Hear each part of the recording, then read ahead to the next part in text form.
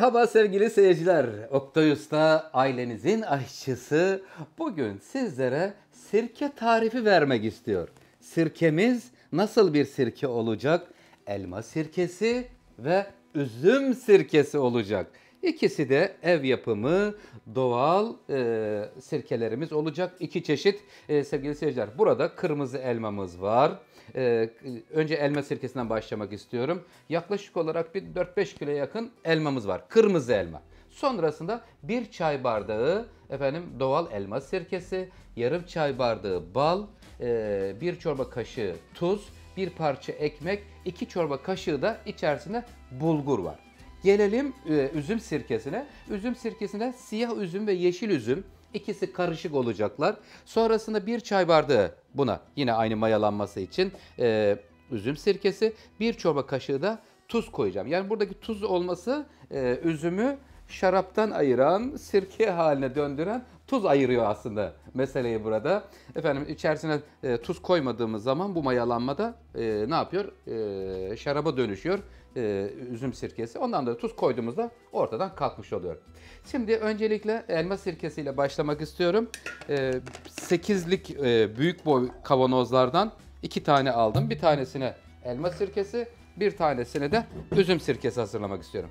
Şimdi elma, baktım her yeri çok güzel, tertemiz. O yüzden bir şey yapmak istemiyorum. 8'e keseceğim her elmayı. Yalnız nasıl kesebilirim? Şöyle sizin rahat göreceğiniz hale döndürmem lazım. Şuraya alayım. Tamam. Gel canım sen de şöyle. Dökmeyeyim oralardan bir şeyler. Heh. Rahat görebileceğiniz alanı oluşturmaya çalışıyorum sevgili seyirciler. Evet. Elmamızı 8'e bölüyorum. Kırmızı elma. Bahçenizde imkanınız varsa bahçedeki elmadan olabilir. Çarşıdan, pazardan aldığınız elmalardan olabilir. Güzel. Önemli olan temiz yıkanması. Güzel tertemiz yıkadıktan sonra elmayı 8'e kesiyorum sevgili seyirciler. Şimdi elmalar kesildi. Önce zemine buradan Bismillahirrahmanirrahim. Doğal ev yapımı sirke dedi ailenizin aşçısı Oktay Usta. Evet, zemin kaplandıktan sonra elmayla bir parça ekmek atıyorum içerisine.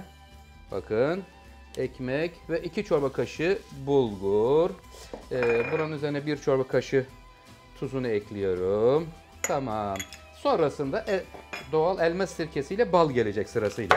Ama önce tuzunu, bulgurunu, ekmeğini zemine koydum. Bu kavanozun neresine kadar dolması gerekiyor? Az sonra onu da paylaşmak istiyorum sizlerle.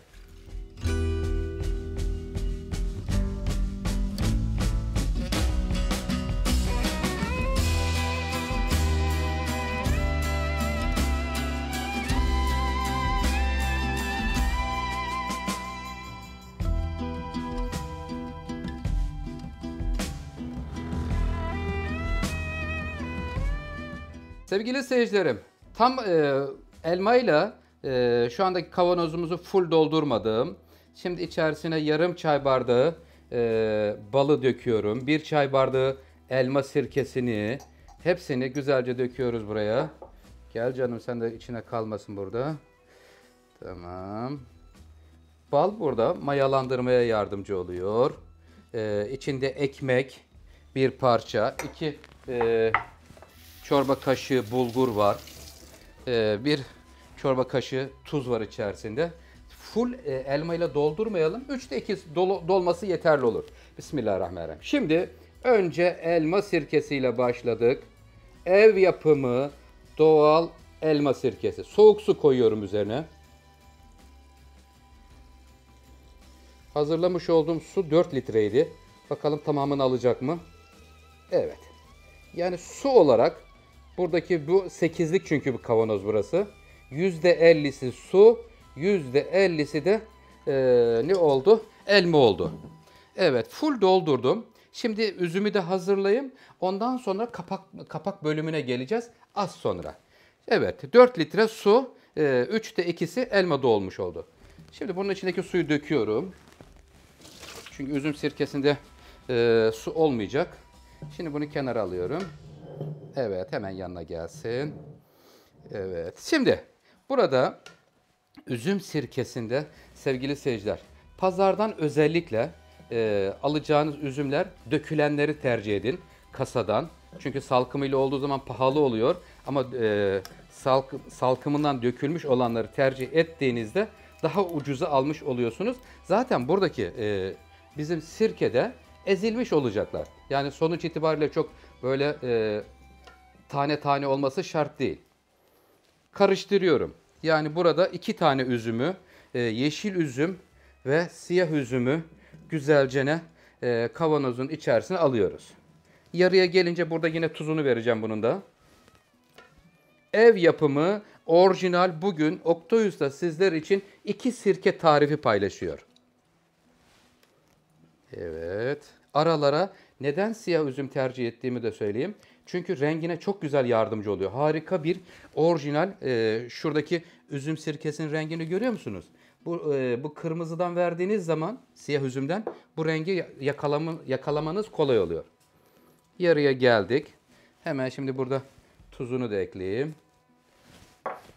1 çorba kaşığı tuz koydum. Haydi bismillahirrahmanirrahim. Kavanozu full dolduracağım. Güzel salkımından ayıklanmış. Özellikle kasadan dökülenleri tercih ettim alırken. Hem daha ekonomik oldu. Şimdi şuraya bunları da güzelce ayıklayayım. Şöyle. Ayıklayayım ki karıştırıp doldurması daha kolay olsun.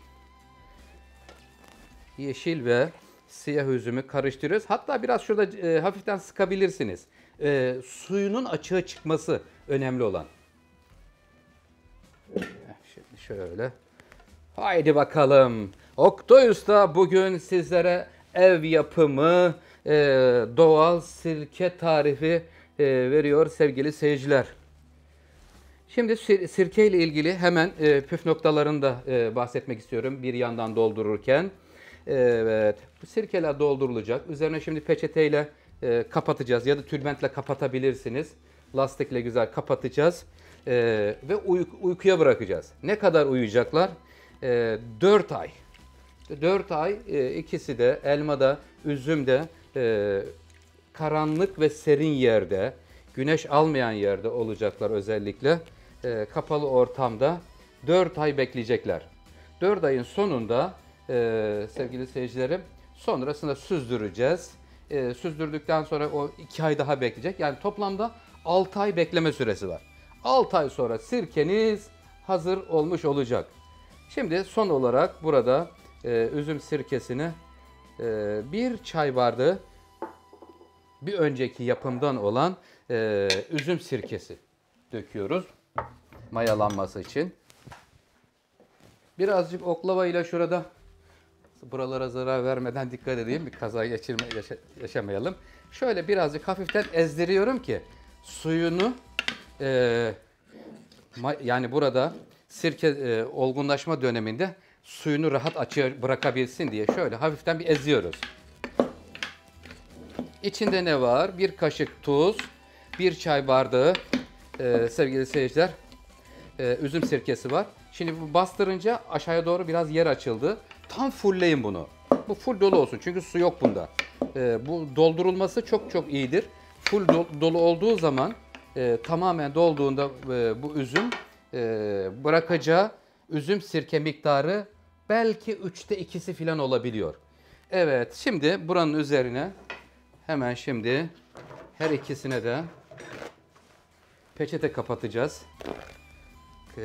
Karanlık yerde, serin yerde olacaklar. Sirkelerimizin her ikisi de 4 ay bekleyecek. Evet. Işık görmeyen ve karanlık yerde duracaklar. Üzüm sirkemizi de, elma sirkemizi de üzerine peçete ya da tülbent koyup şöyle lastik ile sıkıştırıyoruz. Yani hava alabilsinler bunlar. Sevgili seyirciler, ailenizin aşçısı Oktay Usta'dan bugün 2 sirke tarifi geldi. Elma sirkesi ve üzüm sirkesi. İkisi de doğal, sağlıklı güzel günler diliyorum. Hoşça kalın.